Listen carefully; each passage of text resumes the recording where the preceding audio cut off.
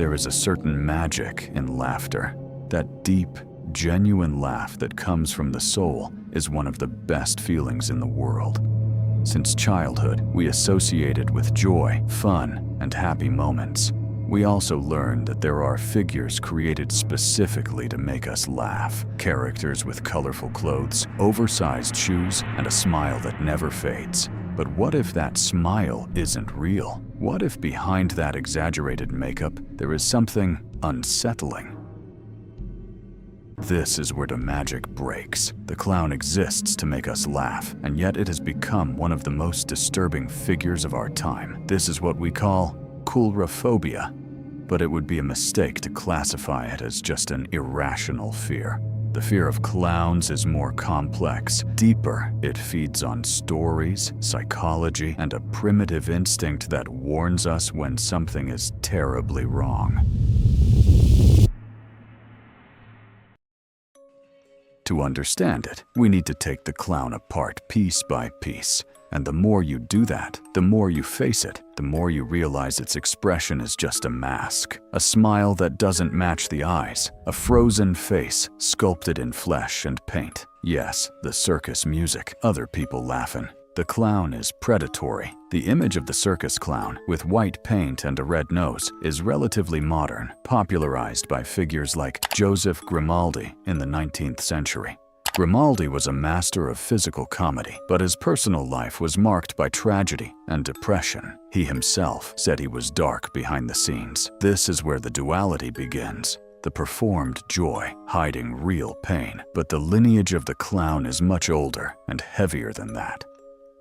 Early comedic performers used pale white makeup, which many believe was inspired by European death masks. It was as if death itself had been disguised with bright colors, an attempt to mock the inevitable, but also a constant reminder of its presence. And speaking of death and disguise, there are stories we cannot ignore. The case of John Wayne Gacy, the killer clown, is one of the most recent when it comes to this subject, and only confirmed what our instincts were already saying. The clown can be a monster. He performed at parties under the name Pogo, using the trust that the figure inspired to get close to his victims, and there were many. Gacy didn't create the fear, but he gave it a terrifyingly real face, proving that the mask of laughter could be the perfect disguise for evil. But this connection between clowns and something sinister didn't begin with a single case. Far from it. To understand where it comes from, we need to go much further back in time, because before the circus clown, there was a much older and more complex figure present in many cultures, the trickster archetype. In Norse mythology, it was Loki. For the Greeks, Hermes. Among Native Americans, the coyote. They were not purely good or evil, but agents of chaos. The trickster is the one who breaks the rules, who uses humor and cunning to expose the hypocrisy of society. He is funny, yes, but his comedy has a purpose: to destabilize. He operates outside conventional morality, revealing truths no one wants to hear. The medieval court jester is a direct descendant of this lineage. He was the only one who could mock the king and walk away unharmed. But that position carried a strange power. He lived on the margins of social order, a constant reminder that at any moment, power and reality could be turned upside down. He was chaos, allowed to walk through the castle halls. And this ambiguity, being funny and dangerous at the same time, is the seed of the modern clown. This historical legacy is already disturbing, but modern science gives us another piece of the puzzle. The Uncanny Valley is a theory that explains our reaction to things that are almost human. The idea, proposed by a Japanese roboticist, is simple. We like robots or characters that look vaguely human, like in cartoons. We are also comfortable with real human beings, but when something tries to be almost human and fails just slightly, the brain goes into high alert. Synthetic skin that doesn't move properly, eyes that don't blink, a strange smile. These small details create a sense of repulsion, a feeling that something is wrong.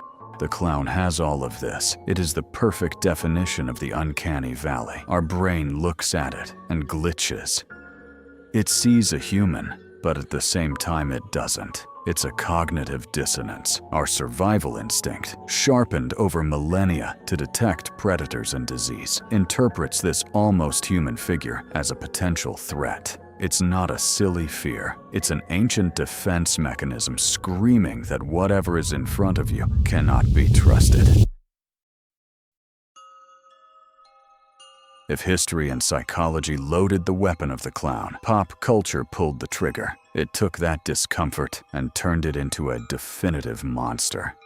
Before the 1980s, scary clowns were only a scattered idea.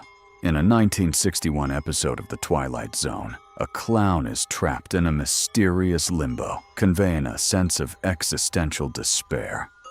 In Poltergeist, 1982, a clown doll comes to life and drags a child under the bed, traumatizing an entire generation.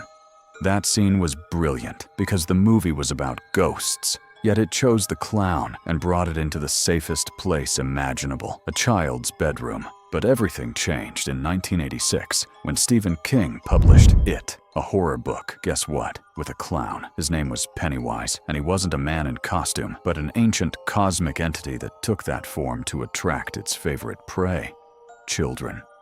Stephen King perfectly understood the psychology of fear. He took the innocence and trust that children place in a clown and turned it into a deadly weapon. After the book came the 1990 miniseries and the 2017 remake. Personally, I'm not the biggest fan of these films. I think they rely too much on jump scares, something that has become exhausting, but I have to admit that Pennywise is still unsettling. The classic scene of the child and the creature in the sewer is disturbing. I mean, why would there be a clown in a place like that? But anyway, beyond it, we've seen alien clowns, killer clowns in movies, series, and even games, each one exploring the same strangeness in the form of a monster. But it was in comic books that one of the most insane figures emerged, in my opinion. One that doesn't eat children or rely on gore, but dives deep into madness in a way that's far more disturbing. The Joker is extremely famous and uses the clown aesthetic to create terror. While Pennywise is a predator wearing a costume, the Joker is a man who embraced the absurdity of existence and decided that the only response to a chaotic world is chaos itself. The makeup is not a disguise, it is his true face. The smile, often a permanent scar, symbolizes that the cruel joke of life never ends. He is the trickster taken to its most extreme, nihilistic version. Heath Ledger delivered one of the most insane portrayals of this character. Then came the 2019 film with a more psychologically disturbed version of the Joker, and later, even a deformed, more body horror interpretation seen in The Batman. It's simply bizarre.